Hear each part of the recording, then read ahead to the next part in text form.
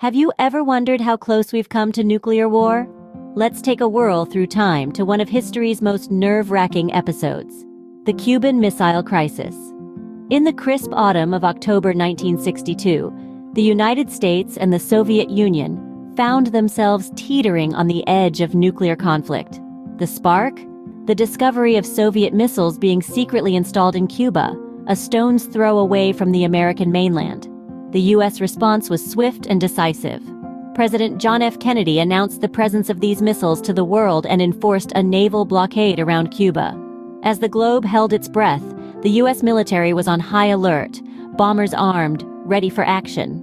But while the world watched this high-stakes standoff, Kennedy and Soviet Premier Nikita Khrushchev were engaged in secret back-channel negotiations, a diplomatic dance that was crucial in preventing a direct military confrontation. This dangerous game of chess between superpowers brought the world to the brink of nuclear war.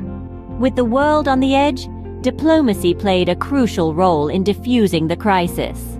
In the thick of this geopolitical maelstrom, back-channel communications emerged as a lifeline. Both President Kennedy and Premier Khrushchev used these covert channels to exchange messages and offers, enabling a nuanced negotiation process away from the glare of the public eye.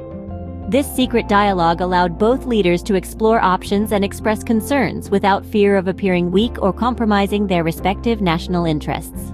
Parallel to this, the United Nations played an instrumental role. U Thant, the then UN Secretary-General, donned the mediator's hat, ferrying messages between the superpowers and helped to establish a crucial element that was in short supply: trust. His efforts served to de-escalate the tensions and facilitate dialogue, underscoring the importance of an impartial third party during international crises. Critical to the resolution was the willingness to compromise. In a pivotal moment, Khrushchev proposed to dismantle the Cuban missile sites if the U.S. pledged not to invade Cuba and agreed to remove its missiles from Turkey. Kennedy accepted this offer, demonstrating that sometimes the path to peace demands difficult concessions. On October 28, 1962, Khrushchev announced that the Soviet Union would dismantle its missile bases in Cuba. The U.S. reciprocated by promising not to invade Cuba, bringing the crisis to an end. With a mixture of courage, compromise, and diplomatic finesse, the crisis was resolved. Now that we've revisited this momentous event, what are some lessons we can draw from it? The first lesson is the paramount importance of diplomacy. The Cuban Missile Crisis exemplifies how diplomacy can be a powerful tool in de-escalating tensions and preventing catastrophic outcomes. In an age of nuclear weapons, the stakes are incredibly high, and diplomatic efforts become an essential part of maintaining global stability. Next, we should never underestimate the value of communication and back-channels. During the crisis, Kennedy and Khrushchev exchanged messages through secret channels, enabling them to negotiate away from the public eye and political pressures. This back-channel communication allowed for more nuanced discussions, leading to a resolution that might not have been possible in a more public arena. Finally, the role of mediators is crucial in conflict resolution. The United Nations Secretary-General U Thant played a significant role in the Cuban Missile Crisis by acting as a mediator between the superpowers. His involvement facilitated communication, helped establish trust, and ultimately contributed to the peaceful resolution of the crisis.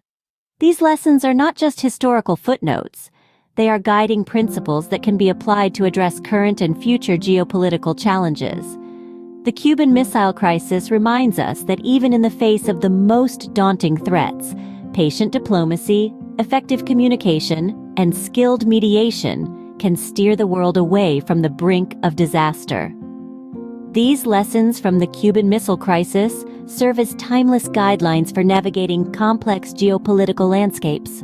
But how do these lessons apply to the world today? Well, let's take a look. In our current geopolitical landscape, tensions can escalate rapidly. The importance of diplomacy, communication, and the role of mediators should never be underestimated. Consider the ongoing disputes in the South China Sea, the tensions in the Middle East, or the strained relations between Russia and the West. In these situations, employing diplomacy as a primary tool can lead to peaceful resolutions.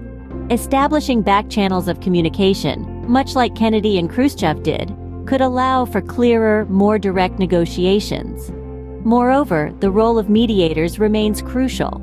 Neutral parties or international organizations can provide platforms for dialogue and help build trust between conflicting parties, just as Entente did during the Cuban Missile Crisis. As we see, history does more than just repeat itself. It teaches us, guides us, and hopefully prevents us from making the same mistakes.